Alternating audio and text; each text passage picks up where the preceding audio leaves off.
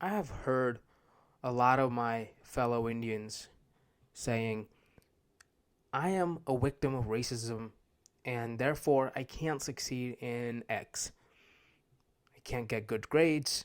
I can't have a girlfriend. I can't make money. And so they label this sense of self as a bad thing, and they start believing that they are a victim of racism. If you have that victim mentality in a white dominating country, sorry, my friend, I don't think the future you're trying to create is going to work out for you. Because I feel like mindset is what is killing you in a white dominated country, and not the actual societal and cultural reality that we are in today in 2023, which is in basically 6 days.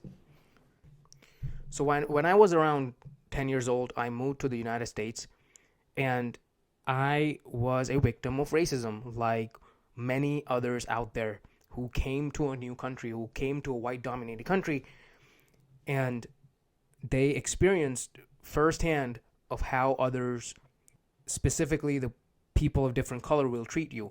It was not only whites but also blacks and Hispanics and everyone that was different from your color and from the way you spoke or way you looked.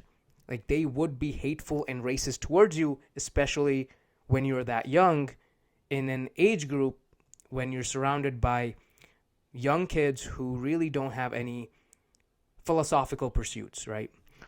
And so, yeah, I was basically a victim of racism. I every single day walked into the classroom, sat next to this kid, and he would basically tell me to go back to my country every single day until I graduated from 5th grade elementary school. So I had that saying in my head that I should go back to a country. I don't deserve this place. I don't deserve to be in the United States. I don't deserve to talk to different people, different races, especially white people.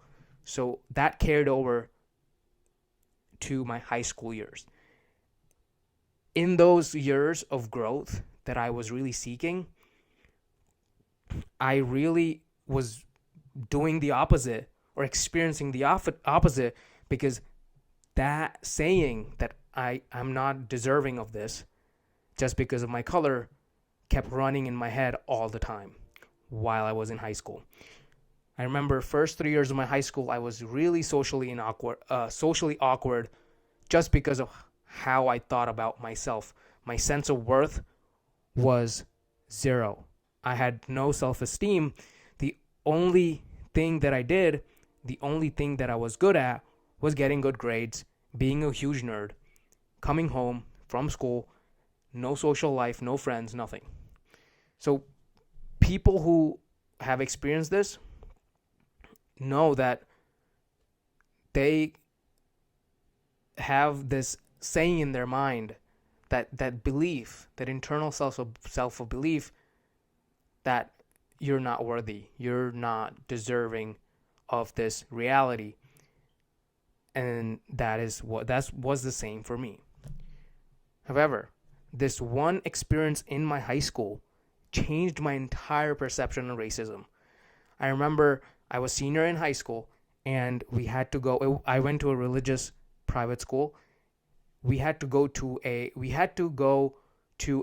4-day retreat with other fellow seniors.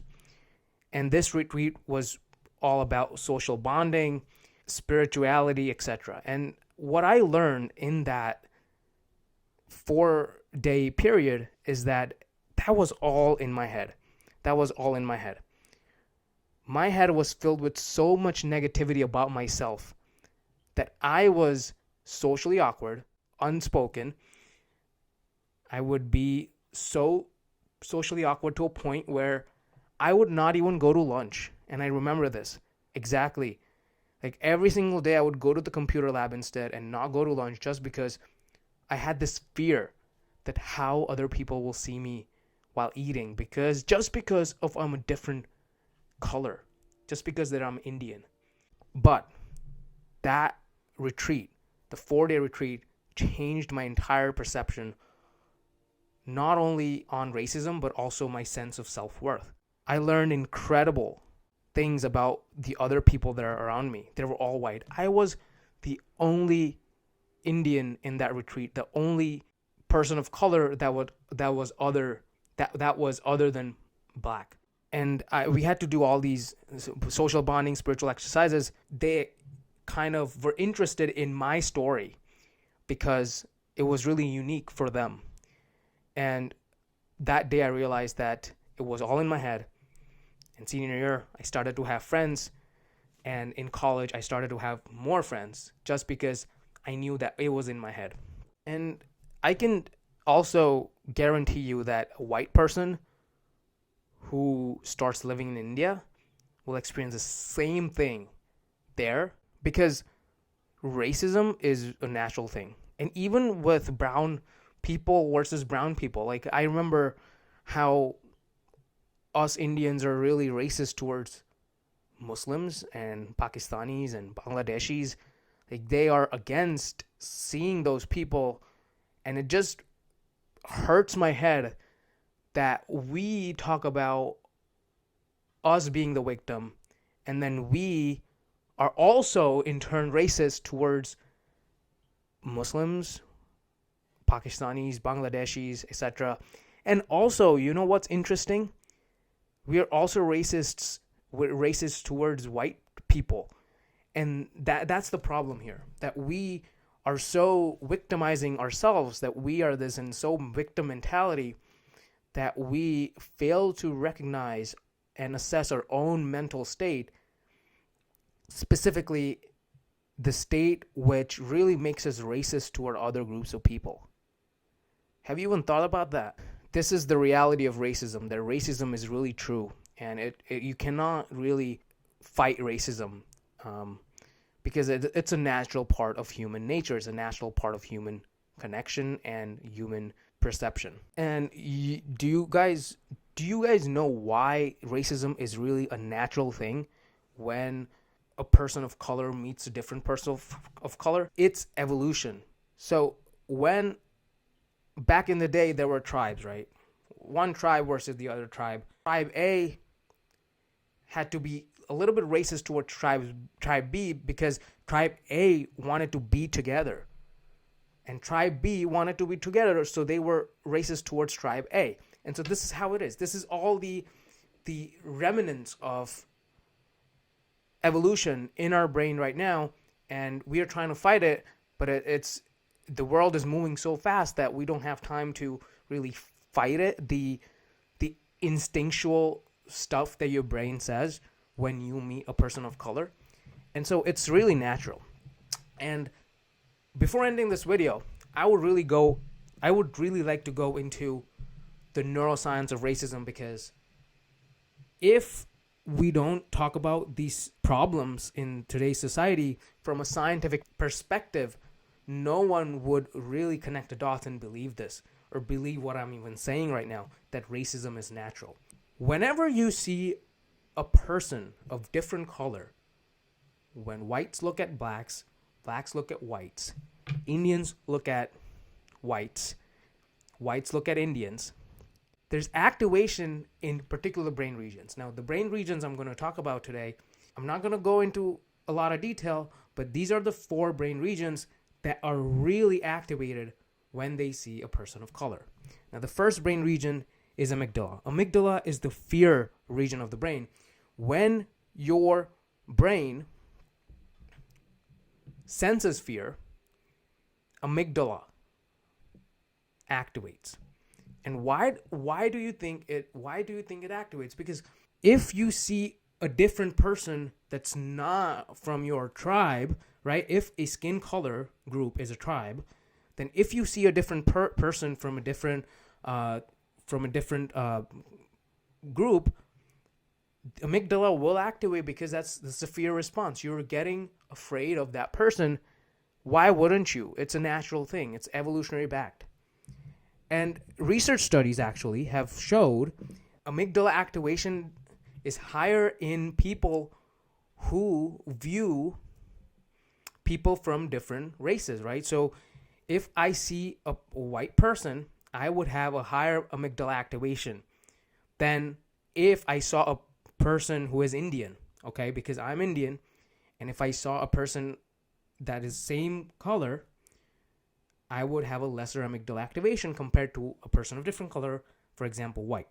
And sometimes these research studies also do these association tests, right? They basically see what's the association between, let's say, white and good, like the words. People in a particular race favor positive words because they're biased to it. So if you say, oh, Indians are good, I would believe that because I'm an Indian and my perception, thought processes are biased towards it.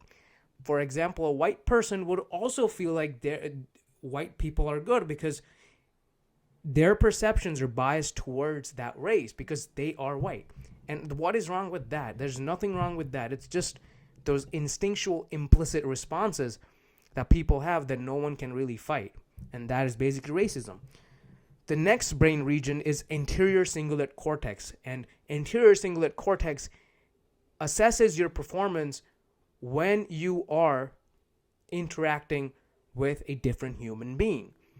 You have certain sets of beliefs in your brain, and when ACC, anterior cingulate cortex, activates in your brain, it really tells you where you are with your beliefs and where it falls in association with today's cultural beliefs. And so when there is an activation of ACC, you really know where you're at with the today's culture. And in 2023, well, people are not really racist. They don't really want to show racism because it is frowned upon. Like it is bad, or okay, to be racist. And so kind of ACC kind of like tells you where you're at with the beliefs that you have and the beliefs of the surrounding when you're looking at a person of different color. There are other structures in the prefrontal cortex. Now, prefrontal cortex is the area that really executes self-control. So when you're looking at a person who is different from you in any way, the prefrontal cortex in your brain tells you, guides you, and controls your emotions, and not just like be verbally abusive or take any aspect of that person and really like tear it down, you know? And so prefrontal cortex is the execution, like controls your execution in a good way if it's a healthy brain.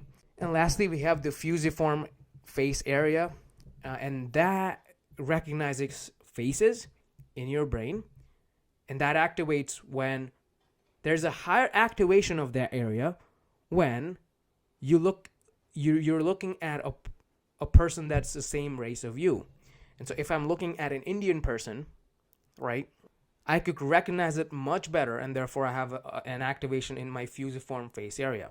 Also, people can also memorize their own race's face better than people who are from different races. Meaning, if I'm given a face of an Indian person, I could recognize and remember that face much better than if I'm given a face of an Asian person or a black person, because my memory is trained to recognize people of color, and that's to my benefit because, evolutionary speaking, I feel my comfort space when I see the people of same color because I feel less afraid, amygdala is less activated, and so that is how this works. It's a little neuroscience behind racism, but it's important so that what I'm saying is scientifically backed.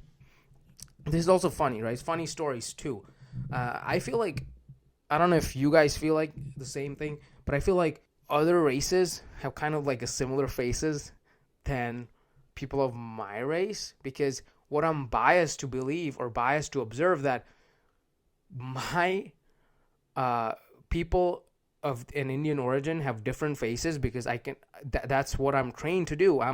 My brain is trained to pick out different faces and analyze different faces and really like remember different faces in my own race if I look at other races, like let's say whites, I feel like they all have the same faces.